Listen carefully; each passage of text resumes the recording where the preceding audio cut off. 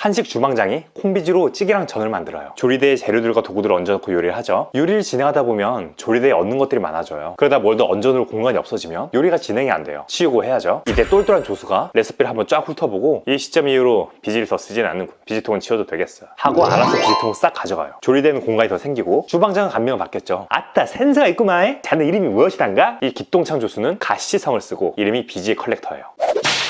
컴퓨터와 일을 할 때도 처리할 정보들을 올려놓을 공간이 필요해요. 이게 조리대로 비유한 메모리예요. 조리대가 넓으면 넓을수록 더 많은 종류의 요리를 동시에 더 여러 개를 할 수 있겠죠. 컴퓨터를 살 때 램을 보는 이유예요. 여러분이 코드를 짜는 건 컴퓨터의 주방장에게 레시피를 써주는 거예요. 코드에 작성하는 변수들, 함수들, 객체들이 메모리 공간을 차지하는 요소들, 즉 조리대에 얹어지는 재료들과 도구들이 되는 거죠. 그런데 이 주방장은 자기 주도적이지 못해요. 레시피대로 하다가 조리대가 꽉 차버리면 그냥 멘탈이 나갑니다. 들어 누워버려요. 중간중간 치워줘야겠죠. C나 C++ 같은 오래된 언어에서는 이걸 레시피에 일일이 써줘야 했어요. 김치를 꺼낸다, 칼을 꺼낸다, 칼로 김치를 썬다, 김치를 치운다, 칼을 치운다. C 배워보신 분들 애멀로 기억하시죠? 레시피로 비유해서 그렇지 코드를 짠다는 건 훨씬 복잡한 일이에요. 아무리 신중한 프로그래머가 조심스럽게 코드를 짜도 비워줘야 할 메모리 공간을 깜빡 놓치고 남겨두는 일들이 생겨요. 이걸 메모리 누수, 메모리 릭이라고 해요. 이렇게 새어서 흘러내린 것들이 쌓여서 메모리를 꽉 채우면 컴퓨터가 뻗는 거예요. 그래서 비워줘야 할 메모리 공간 훨씬 복잡한 흘러내린 것들이 쌓여서 남겨두는 일들이 생겨요. 이걸 메모리 누수, 그렇지 코드를 짠다는 건 훨씬 복잡한 일이에요. 아무리 신중한 프로그래머가 조심스럽게 코드를 짜도 비워줘야 할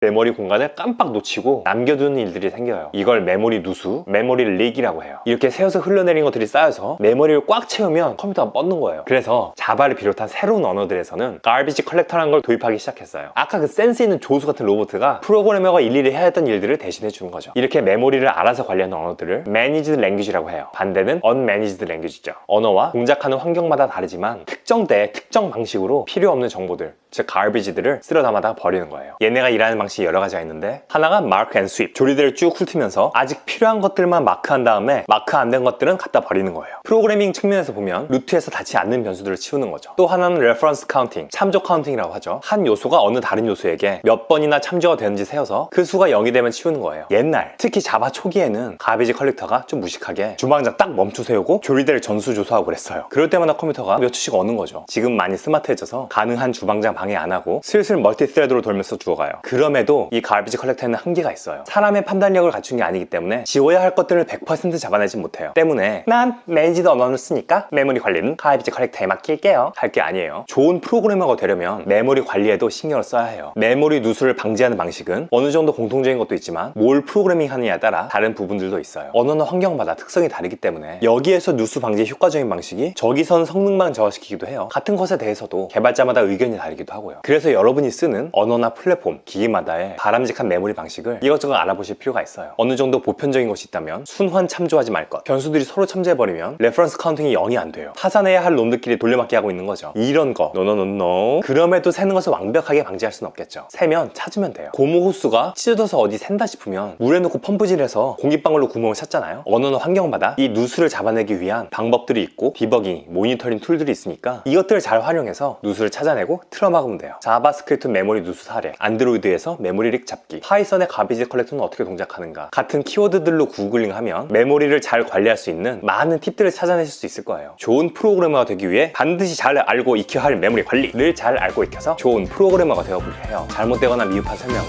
댓글로 달아주시면 감사하겠습니다. 잘 진행해요. 유리를 치우고 비지통은 아따 세요. 메모리예요. 조리대가 넓으면 처리할 정수는 가시 올라가는 거, 내장은 중간중간 치워줘야겠죠. C나 C++ 같은 오래된 언어에서는 이걸 레시피에 일일이 써줘야 했어요. 김치를 꺼낸다, 칼을 꺼낸다, 칼로 김치를 썬다, 김치를 치운다, 칼을 치운다. C 배워보신 분들 애멀로 기억하시죠? 레서피로 비유해서 그렇지 코드를 짠다는 건 훨씬 복잡한 일이에요. 아무리 신중한 프로그래머가 조심스럽게 코드를 짜도 비워줘야 할 메모리 공간을 깜빡 놓치고 남겨두는 일들이 생겨요. 이걸 메모리 누수, 메모리 릭이라고 해요. 이렇게 새어서 흘러내린 것들이 쌓여서 메모리를 꽉 채우면 컴퓨터가 뻗는 거예요. 그래서 자바를 비롯한 새로운 언어들에서는 garbage collector라는 걸 도입하기 시작했어요. 아까 그 센스 있는 조수 같은 로봇가 프로그래머가 일일이 해야 했던 일들을 대신해 주는 거죠. 이렇게 메모리를 알아서 관리하는 언어들을 managed language라고 해요. 반대는 unmanaged language죠. 언어와 동작하는 환경마다 다르지만 특정 때 특정 방식으로 필요 없는 정보들, 즉 garbage들을 쓸어 담아다 버리는 거예요. 얘네가 일하는 방식이 여러 가지가 있는데 하나가 mark and sweep. 조리대를 쭉 훑어서 보면 루트에서 닿지 않게 몇 번이나가 좀 무식하게 주방장 딱 멈춰 세우고 조리대를 전수조사하고 그랬어요. 그럴 때마다 컴퓨터가 몇 초씩 어는 거죠. 지금 많이 스마트해져서 가능한 주방장 방해 안 하고 슬슬 멀티스레드로 비워야 할 것들을 100% 할 게 아니에요. 좋은 프로그래머가 되려면 메모리 관리에도 신경을 써야 해요. 메모리 누수를 방지하는 방식은 어느 정도 공통적인 것도 있지만 뭘 프로그래밍 하느냐에 따라 다른 부분들도 있어요. 언어나 환경마다 특성이 다르기 때문에 여기에서 누수 방지의 효과적인 방식이 저기선 성능만 저하시키기도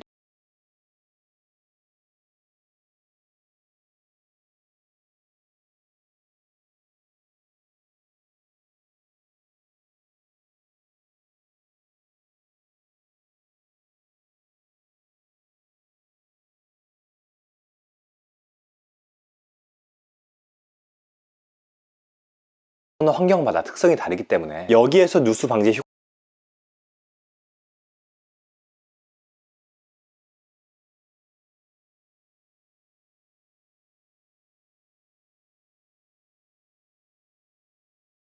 효과적인 방식이 저기선 성능만 저하시키기도 해요. 같은 것에 대해서도 개발자마다 의견이 다르기도 하고요. 그래서 여러분이 쓰는 언어나 플랫폼, 기기마다의 바람직한 메모리 방식을 이것저것 알아보실 필요가 있어요. 어느 정도 보편적인 것이 있다면 순환 참조하지 말 것, 변수들이 서로 참조해버리면 레퍼런스 카운팅이 0이 안 돼요. 파산해야 할 놈들끼리 돌려막기 하고 있는 거죠. 이런 거 노노노노. 그럼에도 새는 것을 완벽하게 방지할 수는 없겠죠. 새면 찾으면 돼요. 고무 호스가 찢어져서 어디 샌다 싶으면 물에 넣고 펌프질해서 공기방울로 구멍을 찼잖아요. 언어나 환경마다 이 누수를 잡아내기 위한 방법 들이 있고 디버깅, 모니터링 툴들이 있으니까 이것들을 잘 활용해서 누수를 찾아내고 틀어막으면 돼요. 자바스크립트 메모리 누수 사례, 안드로이드에서 메모리 릭 잡기, 파이썬의 가비지 컬렉터는 어떻게 동작하는가 같은 키워드들로 구글링하면 메모리를 잘 관리할 수 있는 많은 팁들을 찾아내실 수 있을 거예요. 좋은 프로그래머가 되기 위해 반드시 잘 알고 익혀야 할 메모리 관리를 잘 알고 익혀서 좋은 프로그래머가 되어보려 해요. 잘못되거나 미흡한 설명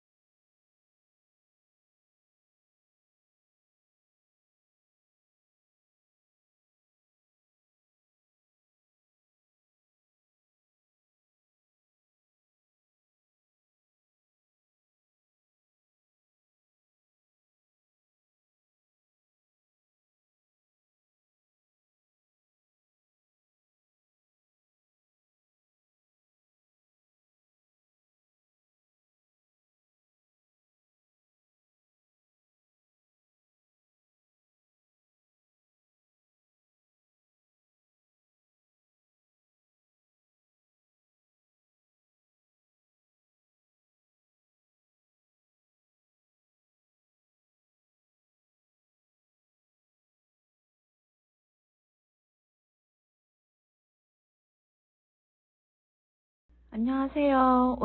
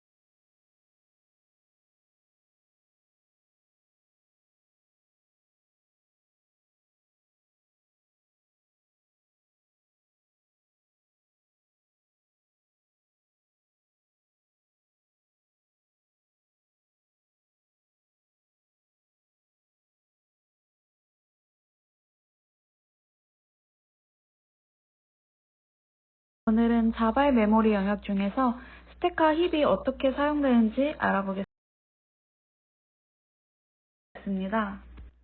먼저 스택 영역을 간단하게 설명해 보겠습니다. 스택 영역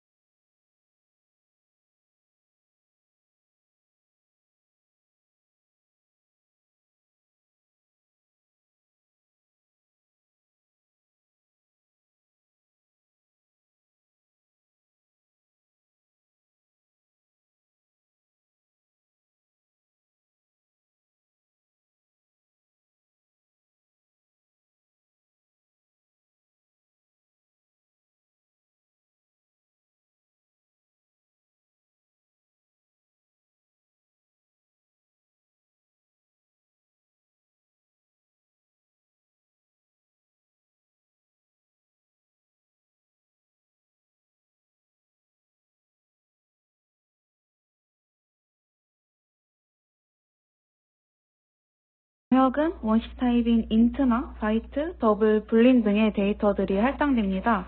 그리고 오브젝트 타입의 데이터들에 대한 참조값이 할당이 됩니다. 여기서 원시 타입의 데이터들은 참조값을 저장하는 것이 아니고 실제 값을 스택에 저장합니다. 그리고 함수가 호출될 때 사용하는 메모리이고 함수의 기능 수행이 끝나면 자동으로 반환되는 메모리입니다. 다음으로 힙은 스트링이나 인티저 같은 오브젝트 타입의 데이터가 힙 영역에 생성됩니다. 그리고 애플리케이션의 모든 메모리 중에서 스택을 제외한 부분이라고 생각하면 됩니다. 힙 같은 경우에는 자동으로 관리가 되지 않고 CPU가 엄격하게 관리하지 않는 메모리 영역입니다. 그래서 메모리 누수가 발생하는 경우가 있는데 가비지 컬렉션을 이용해서 이러한 문제를 해결합니다. 이제 스택이 어떻게 사용되는지 간단한 코드를 보면서 살펴보겠습니다. 먼저 메인 함수가 실행이 되면 num1과 num2와 sum이라는 변수명으로 스택의 공간이 할당됩니다. 그리고 이것들은 변수의 타입이 원시 타입이라서 실색 값도 이 공간에 같이 할당됩니다. 그럼 현재 스택의 상태는 이와 같습니다. 그리고 이렇게 addNum 함수가 호출이 되면 인자로 num1과 num2의 변수를 넘겨줍니다. 그리고 스코프가 addNum 함수를 이용합니다. 이처럼 스코프가 바뀌면 기존의 num1과 num2와 sum은 스코프에서 벗어나서 사용할 수 없습니다. 그리고 데이터 타입이 원시 타입인 n1과 n2, 그리고 리절트가 이렇게 스택 영역 공간에 할당이 됩니다. 그리고 함수 호출이 종료되면 호출 함수 스코프에서 사용되었던 모든 지역 변수들은 스택에서 사라집니다. sum 변수는 0으로 초기화했었지만 함수 실행 결과로 50이 됩니다. 함수 호출에서 사용했던 지역 변수들이 모두 사라지기 전에 재할당 작업이 이루어진 것입니다. 다음으로 메인 함수도 종료가 되면 스택에 있는 모든 데이터들이 사라지면서 프로그램이 종료됩니다. 이번에는 힙 영역이 어떻게 사용되는지 간단한 코드로 알아보겠습니다. ag는 전에 설명했던 것처럼 19라는 값과 함께 스택에 할당이 됩니다. 그리고 스트링은 오브젝트를 상속받아 구현되는 것이기 때문에 힙 영역에 할당이 됩니다. 스택에는 name이라는 이름으로 생성된 변수는 힙에 있는 세진조라는 스트링을 레퍼런스하게 됩니다. 마지막으로 힙 영역에서 메모리 누수를 막기 위한 가비지 컬렉션에 대해서 간단한 코드로 설명해 보겠습니다. 위에 빨간색으로 표시되어 있는 구문을 실행하면 스택과 힙은 다음과 같이 할당이 됩니다. 다음 구문을 실행해보면 문자열이 합쳐지는 과정에서 기존에 있던 URL 영역의 스트링이 합쳐지는 것이 아닙니다. 이처럼 새롭게 힙 영역에 할당이 됩니다. 그러면 기존에 HTTPS라는 문자열을 레퍼런스하고 있는 변수가 없어서 Unreachable Object가 됩니다. Unreachable Object는 스택에 도달할 수 없는 힙 영역의 객체를 말합니다. 그래서 JVM 가비지 컬렉터는 우선적으로 Unreachable Object를 메모리에서 제거합니다. 그래서 가비지 컬렉터가 일어난 후에 메모리 상태는 다음과 같을 것입니다. 스택과 힙 영역의 각 역할에 대한 간단한 설명은 여기까지입니다. 시청해주셔서 감사합니다.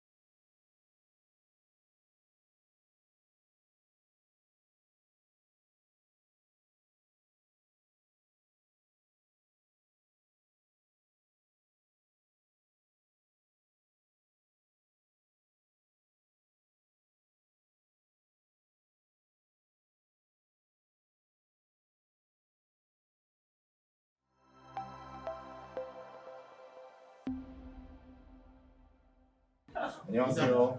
JVM 스택과 힙을 주제로 발표하게 된 모민입니다.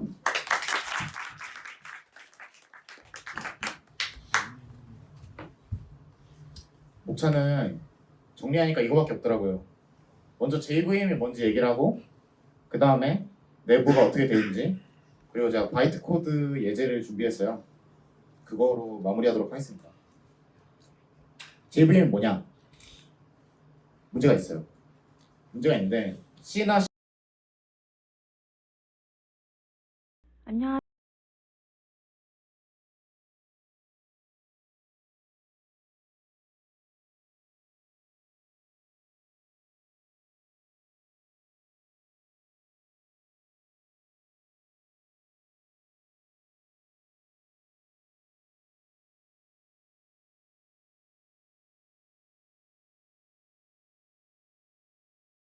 JVM이 뭐냐?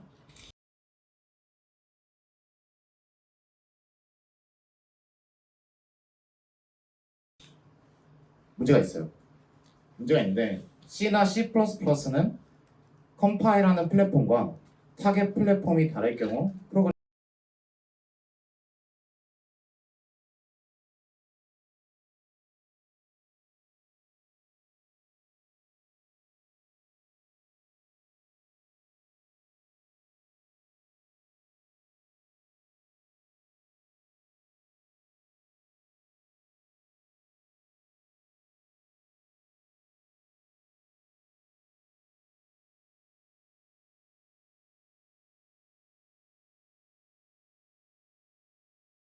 프로그램이 동작하지 않습니다.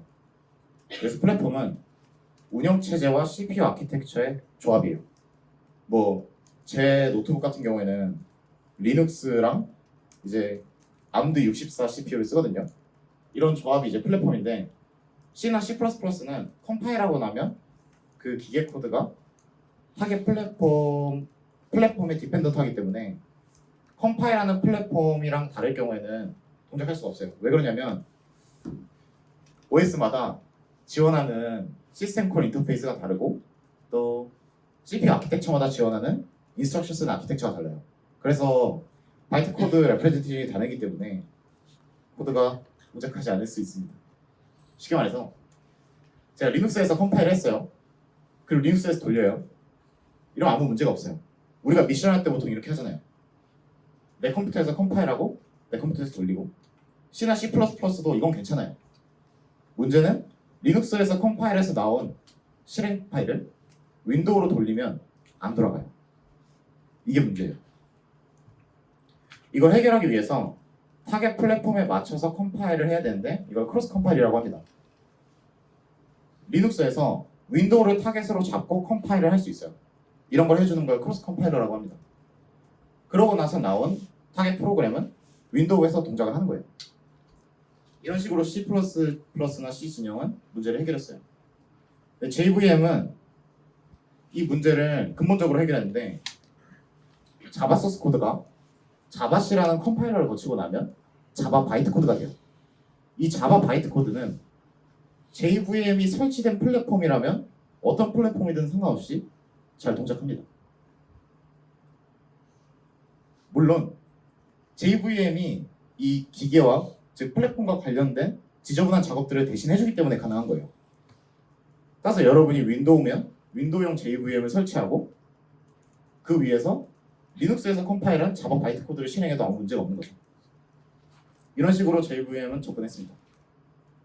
이거를 선 마이크로 시스템즈 자바 만든 회사죠.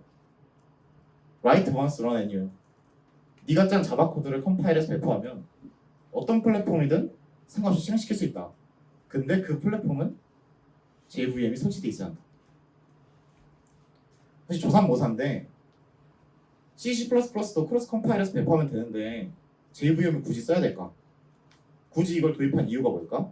자바가 나오던 시절에는 배경이 있는데 네트워크가 되게 발전하던 시절이었어요. 이제 네트워크로 모든 것들이 연결되고 이 다기종의 디바이스에서 실행하기 위한 프로그램이 필요하다. 근데 C나 C++는 그 플랫폼마다 컴파일을 해줘야 되잖아요. 근데 막 PC, 뭐 윈도우나 리눅스 이런 상관이 없는데 핸드폰도 나오고 뭐 PMP도 나오고 그런 여러 가지 기종에 맞게 다 컴파일할 수가 없는 노릇이라 자바가 나온 거죠. 자연스럽게 바이트 코드와 JVM이라는 게 나왔고 이게 자바의 야심이에요. 웹서버가 왼쪽이고 오른쪽이 브라우저라고 하면 웹서버에 클래스 파일이 있어요. 클래스 파일은 바이트 코드를 담은 파일입니다. 이 클래스 파일만 내가 네트워크를 통해서 전달해주면 웹 브라우저에 자바 버추얼 머신이 설치되어 있어서 이거를 실행하기만 하면 되겠다. 이게 지금 자바스크립트가 정확히 이렇게 동작하고 있죠. 자바는 안 됐고 자바스크립트 파일을 우리가 넘겨주잖아요. 정적 파일을. 그러면 웹 브라우저에 설치되어 있는 자바스크립트 런타임이 얘를 즉석에서 인터프리트해서 실행하잖아요. 이런 위치를 노린 적이 있어요. 자바가. 이거는 자바뿐만이 아니라 모든 컴파일러는 이렇게 돼 있어요. 소스 코드가 뭐 이런 과정을 거쳐서 어셈블리 프로그램이 됩니다. 어셈블리 프로그램은 또 어셈블리를 거쳐서 기계어가 되고요. 그게 중요한 게 아니라 컴파일러에도 프론트엔드, 백엔드가 있어요. 웹에서는 백엔드는 크게 바뀌지 않고 프론트엔드가 클라이언트의 종류에 따라 바뀌었잖아요. 컴파일러는 반대예요. 컴파일러에서 프론트엔드는 바뀌지 않아요. 왜냐면 프론트엔드가 하는 게 여러분이 짠 소스 코드를 분석해서 그 의미를 파악하는 거예요. 그래서 AST라는 게 Abstract Syntax Tree거든요. 이 추상적으로 표현하고 그거를 Intermediate Representation이라는 걸 번역하기 때문에 이거는 플랫폼이랑 아무 관련이 없어요. 프론트엔드가 하는 게. 근데 백엔드는 계속 바뀔 수밖에 없는 게 여기서는 실제 이 중간계층 표현을 어셈블리 언어로 바꿔야 되거든요. 근데 이 어셈블리 언어란 건 운영체제나 기계에 디펜던트 하단 말이에요. 그래서 얘는 이제 이 백엔드만 윈도우용이 있고 리눅스용이 있고 뭐 그런 게 있는 거고 맥용이 있고 프론트엔드는 공유를 하는 거예요. 이런 레이어드 아키텍처로 되어 있습니다. 컴파일러가. 자바는 C나 C++ 컴파일러는 이걸 통째로 컴파일러가 해줘요. 근데 자바는 프론트엔드는 자바 C가 해주고 백엔드는 JVM이 하는 거예요. 이 하는 일을 분리한 거죠. 그래서 갖는 장점도 있는데 C 언어는 한 번에 컴파일하고 나면 더 이상 컴파일할 건덕지가 없어요. 더 이상 개입할 수가 없단 말이에요. 근데 우리가 사전에 다 알 수가 없어요. 런타임에 어떤 일이 벌어질지를. 런타임에서만 발생하는 굉장히 소중한 정보들이 있고 그 정보들을 이용해서 최적화를 하는 게 JIT 컴파일러예요. JIT 컴파일러는 이따 할게요. JVM 내부 구조를 봅시다. JVM 내부 구조에서 우리가 주목할 부분은 이 런타임 데이터 에리어라는 곳이거든요. JVM이 자바 바이트 코드를 실행하는 기계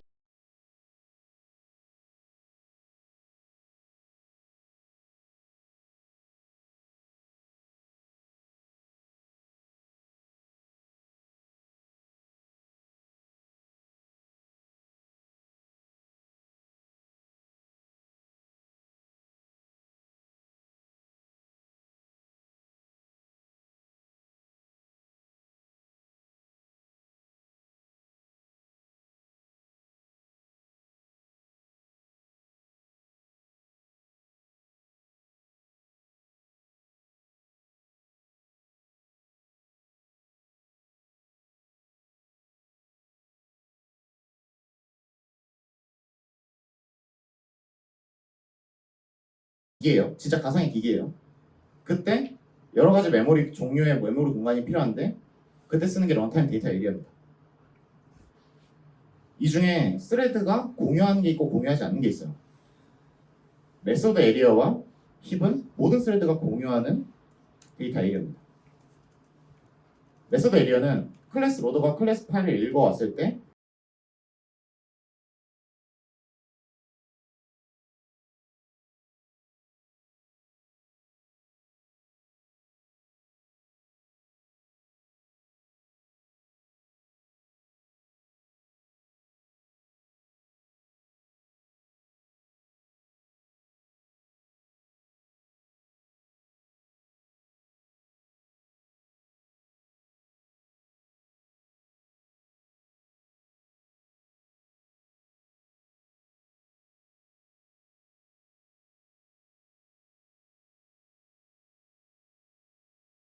클래스에 있는 정보들을 파싱해서 저장하는 곳이에요.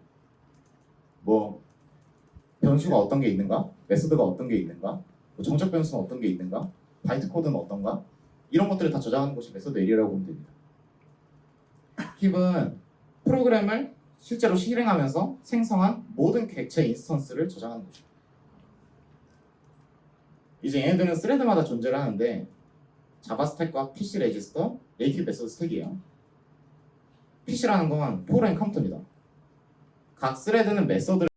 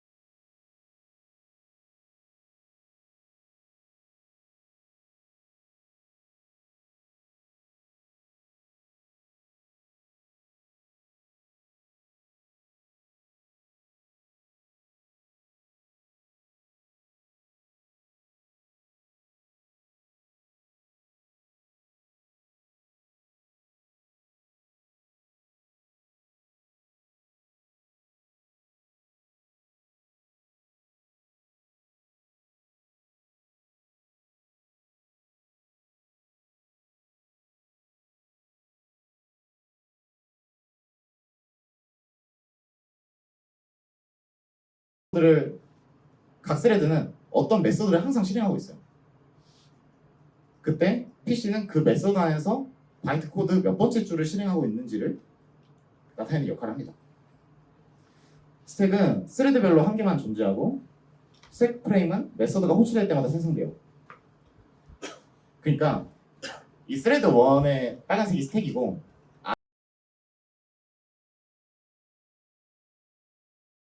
아래로 성장을 하는 거예요. 그때 맨 위에 있는 스택 프레임은 메인 메소드예요. 그리고 그 밑에 있는 스택 프레임은 메인 메소드에서 호출한 어떤 메소드고 그 밑에 있는 그 메소드에서 호출한 어떤 메소드. 즉 메소드 호출의 그 트레이스와 똑같다고 보면 될 것 같아요. 메소드 실행이 끝나면 당연히 스택 프레임은 팝되어 스택에서 제거됩니다.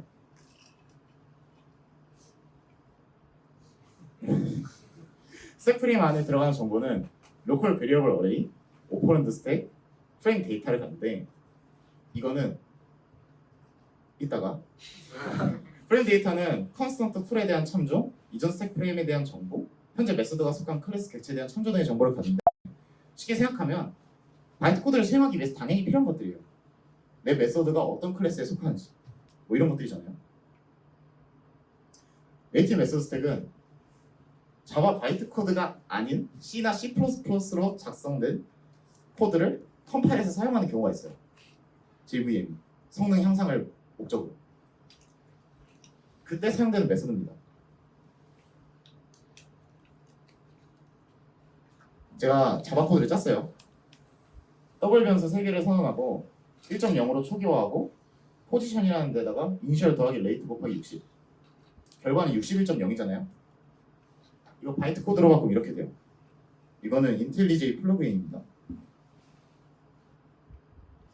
아까 로컬 베리어블 어레이를 좀 이따 설명한다고 했는데 이거예요. 로컬 변수가 들어가 있는 어떠한 테이블이라고 보시면 되고 여기 보면은 왼쪽에 인덱스가 있고 오른쪽에 args, 포지션, 이니셜, 레이트 이렇게 있잖아요. args, 포지션, 이니셜, 레이트 얘네입니다. 오퍼런드 스택은 이제 설명할 거고 프로그램 카운터는 내가 이제 실행할 바이트 코드의 몇 번째 줄인지 그거.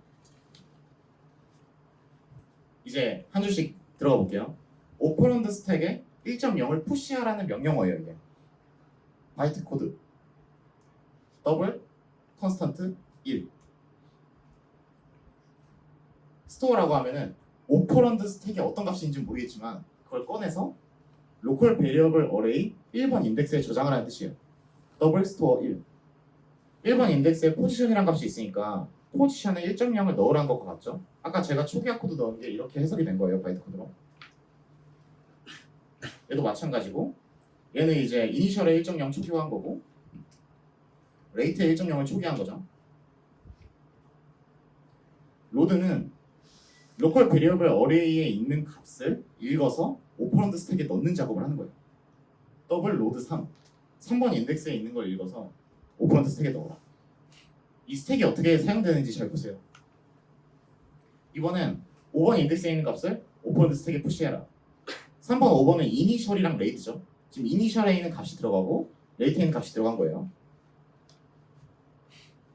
여기서 컨스턴트 풀이 나오는데 로드 컨스턴트 풀 그리고 2번 컨스턴트 풀의 2번 인덱스에 있는 값을 가져온다. 근데 여기서 우리가 상수로 표현하는 값들을 리터럴이라고 하거든요. 리터럴 W형 리터럴 60.0이 그 값이 그대로 저장되어 있는 게 아니라 이런 값들은 자주 쓰일 수 있기 때문에 컨스턴트 풀에 따로 저장을 해놔요. 그 컨스턴트 풀에 있는 값을 가져서 사용할 때 이 명령어를 씁니다. 지금 60.0을 스택에 넣은 거예요.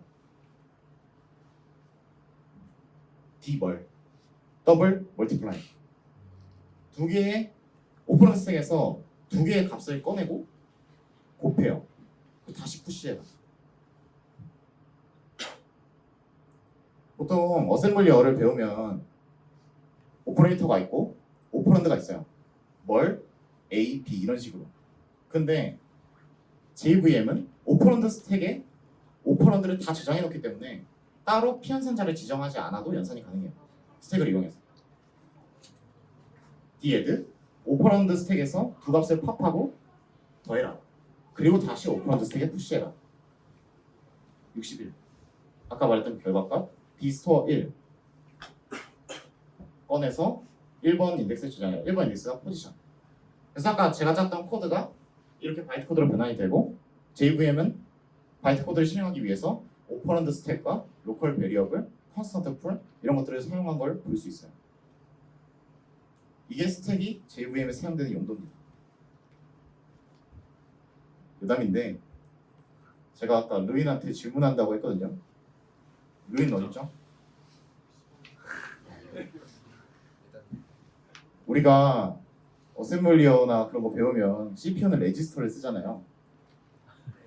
JVM도 가상의 기계인데 왜 레지스터를 안 쓰고 스택을 쓰는 결정을 했을까요? JVM 만든 사람이 레지스터 안 쓰잖아요 지금.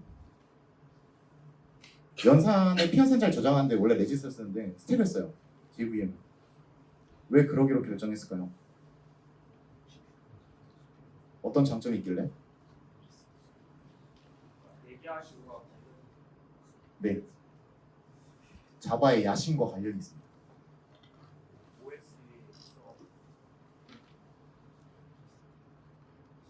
아니고요. 아까 자바가 그 네트워크의 다기종의 디바이스에서 균일하게 동작할 수 있음을 보장하고 싶어 했잖아요. 디바이스마다 레지스터 수는 달라요. 가정할 수가 없어요. 몇 개 레지스터가 있을 것이다. 그래서 레지스터 기반으로 이걸 하게 되는 순간 우리가 구현에 관여하게 되는 거예요. 레지스터 1번, 2번, 3번을 쓰는 순간 레지스터가 적어도 3개는 있어야 되는 거잖아요. 그게 아니라 스택을 쓰게 되면은 계산 과정은 좀 더 귀찮고 복잡해질 수 있더라도 우리가 실제 하드웨어의 스펙에 최소한의 관여만 하는 거죠. 그런 추상화를 하기 위해서 스택을 사용한 거라고 생각이 되고요. 또 보면은 코드가 컴팩트하잖아요. 그래서 네트워크로 전송할 때도 이득이 될 거고. 그런 측면에 자바의 철학이나 욕심이 담겨 있습니다. 근데 이게 마음에 안 들어서 안드로이드의 달빙 머신은 레지스를 쓰거든요. 그래서 그건 JVM이 아니에요. 제가 공부한 레퍼런스는 자바 버추얼 머신 스페시피케이션이라는 책이 있는데 이거는 자바 버추얼 머신이 어떤 기능을 제공해야 된다는 그런 명세를 나타낸 거고 실제 구현은 핫스팟 구현, 뭐 IBM 구현 다 다르거든요. 그래서 인사이드 자바 버추얼 머신은 그 자바 버추얼 머신의 구현까지 들어가서 보통 어떤 선택들을 했고 어떻게 구현을 했는지를 나타내고 있어요. 이 두 개의 책이 많은 도움이 됐습니다. 질문 있나요?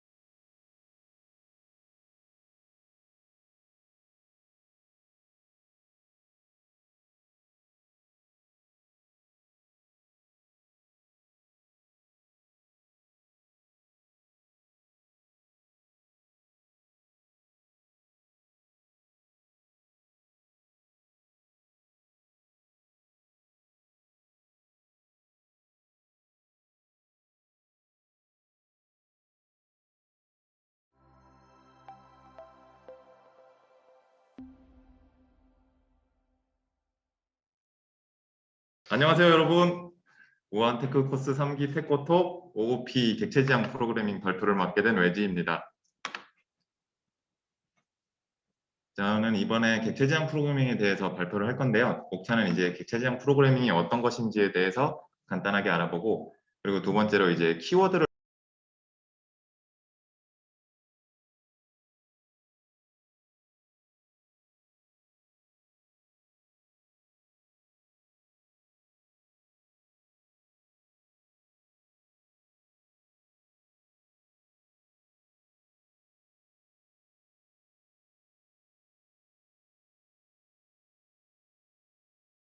통해서 객체지향을 이해해보고, 세 번째로 객체지향적인 치킨집을 한번 설계를 해보는 시간을 갖도록 하겠습니다. 자, 이제 객체지향 프로그래밍의 정의에 대해서 간단하게 한번 살펴볼게요. 객체지향 프로그래밍이라는 건 이제 프로그래밍 개발 방법론 중 하나인데요. 개발 방법론이라고 하면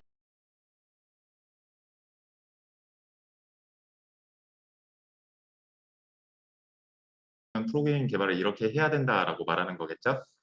그래서 이제 위키백과 같은데 객체지향 프로그래밍을 검색을 해보면, 객체지향 프로그래밍은 사람이 직관적으로 프로그램을 이해하기 쉽고 유연하면서 변경을 용이하게 만드는 그런 개발 방법론이라고 적혀 있는데, 이 객체지향의 장점은 잘 나와 있는 반면에 객체지향의 자체에 대한 얘기는 잘 없더라고요. 그래서 제가 객체지향이라는 것 자체를 이해하는 데 필요한 키워드들을 준비를 했습니다. 그래서 이렇게 키워드로 알아보는 객체지향으로서 객체 협력과 책임 역할, 메시지, 자율성, 다양성에 대해서 알아볼 건데요.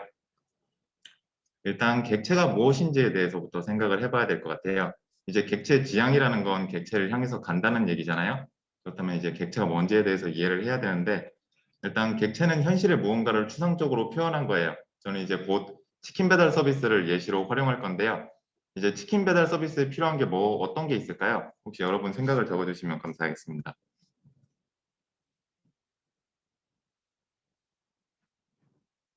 이제 오토바이, 배달이, 배달의 민족, 치킨 이런 것들이 나오는데, 저희가 이제 프로그램을 만들려면 그런 뭔가 현실의 세계에 무언가를 추상화한 뭔가 이런 게 나오겠죠? 이렇게 오토바이나 치킨 가게라든지 치킨이라든지 이렇게 현실의 개념에 대응하는 게 객체예요. 그런데 객체 지향이 이제 왜 직관적으로 이해하기 쉬울까요? 그건 아마도 우리의 그런 인지, 그러니까 현실의 개념이랑 맞닿아 있기 때문이라고 생각을 해요. 저는 이제 객체지향적 코드가 일종의 소설이라고 생각을 하는데, 소설이 현실을 기반으로 쓰여졌듯이 객체지향도 현실을 기반으로 작성되기 때문에 이렇게 좀 이해하기 쉬운 게 아닐까, 그렇게 생각을 합니다. 그래서 객체지향 언어들은 이런 객체를 표현하기 위해서 여러 가지 수단들이 고안되어 있는데, 이제 자바의 클래스가 그런 예죠. 그래서 어느 책을 보면 그냥 클래스를 객체라고 호칭을 하기도 해요. 그런데 이번 발표에서는 객체라는 개념을 잘 설명하기 위해서 클래스랑 객체를 구분할게요. 이제 지금부터 제가 얘기하는 객체는 철학적인 내용입니다. 그래서 이제 조금 어려운 얘기를 시작을 할 건데요. 이제 객체가 객체답게 작동하기 위해서는 이제 여러 객체 지향적인 개념이 필요해요. 그래서 이제 키워드들을 보시고 이게 이런 의미구나 매칭을 하면서 들어주시면 되겠습니다. 이제 객체가 뭔가 하면 다른 객체랑 협력하는 역할을 맡고 있는 대상, 이제 그리고 역할을 맡으면 임무를 수행할 책임이 생긴다. 책임을 다하기 위해 데이터와 프로세스를 가지고 있다 이러고 있는데, 사실 그 책임을 다하기 위한 데이터와 프로세스를 가지고 있다 부분 빼고는 사실 무슨 말인지 알기가 어렵죠. 그래서 협력과 역할, 책임, 이게 도대체 무슨 말인지 한번 보겠습니다. 그래서 이제 저희가 이해를 돕기 위해서 이제 치킨 배달 서비스를 과 역할, 책임, 이게 도대체 무슨 말인지 한번 보겠습니다. 그래서 이제 저희가 이해를 돕기 위해서 이제 치킨 배달 서비스를 개발을 한다는 생각을 가지고 한번 읽어볼게요. 이제 협력이란 거는 시스템 목표를 달성하기 위해 여러 객체가 참여해서 행동하는 게 협력인데요. 여기 저희가 만약에 치킨 배달 서비스 프로그램을 개발한다고 하면 치킨을 튀겨서 손님한테 배달해야 된다는 시스템 목표가 있겠죠. 그런 시스템 목표를 달성하려고 여러 개 협동하는 게 그런 게 협력. 그리고 책임이란 거는 협력 속에서 본인이 수행해야 될 임무의 내용을 알고 수행하는 것을 말하는데요.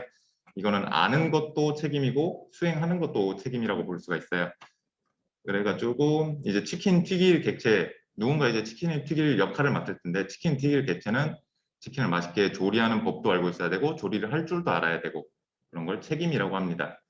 그리고 이제 역할은 동일한 목적을 위한 이런 책임들의 묶음이에요. 방금 전에 이제 치킨 조리할 책임을 가진 객체는 이제 뭐 치킨을 맛있게 조리하는 법을 알 책임도 있고, 그리고 치킨을 맛있게 조리하는 그런 조리 자체를 할 줄도, 조리 자체를 해야 되는 책임도 있고, 맛있게 조리하는 법을 알아야 될 책임도 있는데, 이런 동일한 목적을 가진 책임의 묶음을 가지고 역할이라고 합니다. 그래서 치킨을 조리할 책임을 가지는 역할은 이제 요리사 객체가 되겠죠. 그러면 다시 한번 아까 전에 내용을 다시 한번 살펴볼게요. 이제 아까 전에 제가 치킨 가게를 이제 예시로 들겠다고 했었는데, 이제 치킨을 손님한테 배달하기 위한 협력을 완수하기 위해서 이제 치킨 가게 객체는 치킨을 튀기는 책임 그리고 역할을 수행하게 되고, 배달원 객체는 손님에게 치킨을 전달하는 책임을 수행하게 되는 이런 역할과 책임을 가지고 협력하는 것들을 객체라고 부를 수가 있습니다.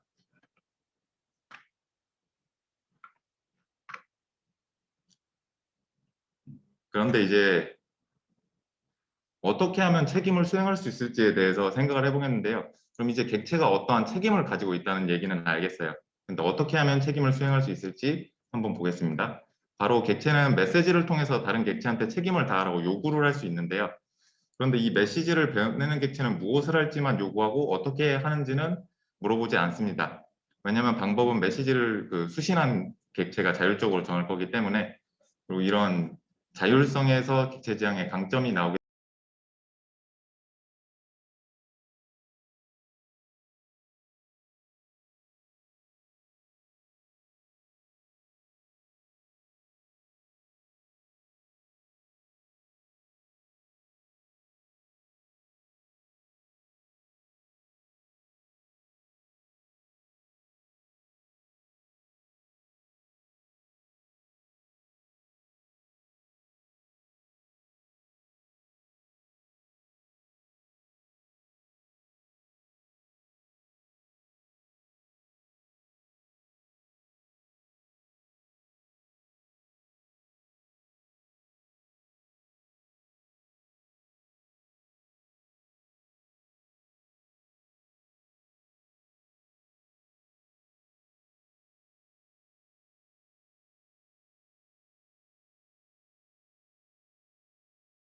되는데, 그 얘기는 좀 이따 할게요.